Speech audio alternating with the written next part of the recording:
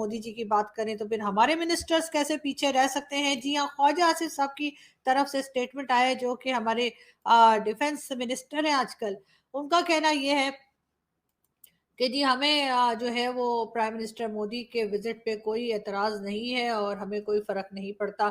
जी हाँ, एतराज आप कैसे कर सकते हैं? एतराज करने वाले हम हैं कौन, और हम एतराज कैसे कर सकते हैं? लेकिन ये जरूर है कि हर किसी का फोकस ये है कि जब कल यानी जो है जब नरेंद्र मोदी जी एड्रेस करेंगे वहां पे पार्लियामेंट में, और वहां की जो कांग्रेस है वहां पर उनको जो दावत दी गई है एड्रेस करने की, तो वो क्या बात करेंगे? किसी की समझ में कुछ नहीं आ रहा। इंडियन पैनलिस्ट भी जो है वो ब्लैंक है। वो कह रहे हैं जी कोई अभी तक जो है वो गवर्नमेंट इंडियन गवर्नमेंट की तरफ से बताया नहीं गया है कि क्या बात हो रही है या क्या बात करेंगे मोदी जी। लेकिन ये जरूर है कि अगर यही चीज पाकिस्तान की तरफ से होती है और अगर पाकिस्तान के किसी प्राइम मिनिस्टर को इस तरह से दावत दी गई होती तो यकीनन वो क्या बात करेंगे सबको पता होता है। इसकी वजह ये है कि हमें सिवाय कश्मीर कश्मीर करने के कुछ और करना नहीं होता। चाहे हम किसी भी जगह किसी भी मीटिंग में जाएं, कुछ उधर कोई भी बात हो रही हो, हमने कश्मीर कश्मीर करना होता है और हम वही करके आए होते।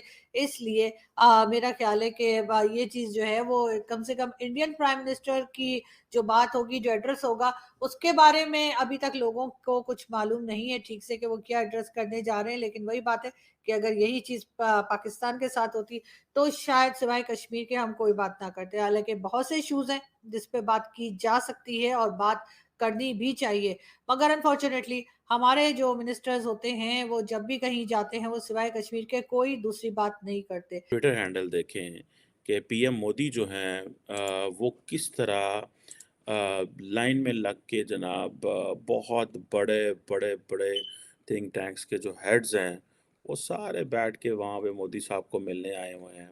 और ये वो थिंक टैंक्स के हेड हैं कि जिनको पाकिस्तानियों ने अमूमन मिलना हो तो एक आधा एक वक्त पे मिलता है।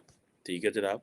लेकिन अगर आप देखें तो सारे के सारे लाइन में लग के आए हुए हैं because things have changed a lot. बड़ा इंटरेस्टिंग टाइम्स है। अगर आप देखें एलॉन मस्क जो है उसने कहा कि इंडिया के अंदर अ, बहुत सारे इन्वेस्टर्स सारी बात है प्राइम मिनिस्टर मोदी से मिलते हैं लेकिन एलॉन मस्क जो है he has a global significance. उसकी वजह ये है कि रिसेंटली आपको याद होगा कि एलॉन मस्क जो है वो चाइना भी गए हुए थे। I think if I am not wrong वो फ्रांस भी गए हुए थे।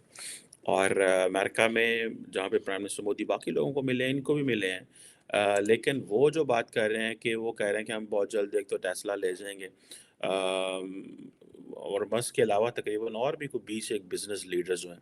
आप देखें ना नरेंद्र मोदी की प्रोफाइल और इंडिया की प्रोफाइल इतना ऊपर आ गई है कि सारे के सारे यार बिजनेसमैन मिलना चाहते हैं जब उनको पता है हमारी सरकार के दो डिफेंस के जो लोग हैं नेशनल सिक्योरिटी एडवाइजर और डिफेंस सेक्रेटरी विजिट से आने से पहले दुनिया रीड कर रही होती है फोरकास्ट कर रही होती है कि ये किस तरफ चीज़ें जा रही हैं। तो आप मेरा ख्याल है कि दुनिया को पता चल गया कि there is one word and that is India. और उसमें आप देखें कि वो कहाँ पे जा रहे हैं और वो सारी की सारी अब ये इसलिए इन्वेस्टर्स जाएंगे। अब ये जो इंडिया की मार्केट बहुत बड़ी है। इंडिया टेस्ला का ये था कि वो टैरिफ्स कम मांग रहा था और वो कह रहा था कि ये हमें टैरिफ शैरिफ कम करें इम्पोर्ट करनी होती है ये वो। और इंडिया जो था उसका सेंट्रल थीम ये था कि आप हमारे डोमेस्टिकली प्रोड्यूस करें। और अभी कोई नेगोशिएशन मेरा ख्याल है कहीं ना कहीं पे कंप्लीट हो गई हैं तभी तो मोदी साहब मिले हैं जो बिहाइंड द सीन चीज़ें चली हैं। और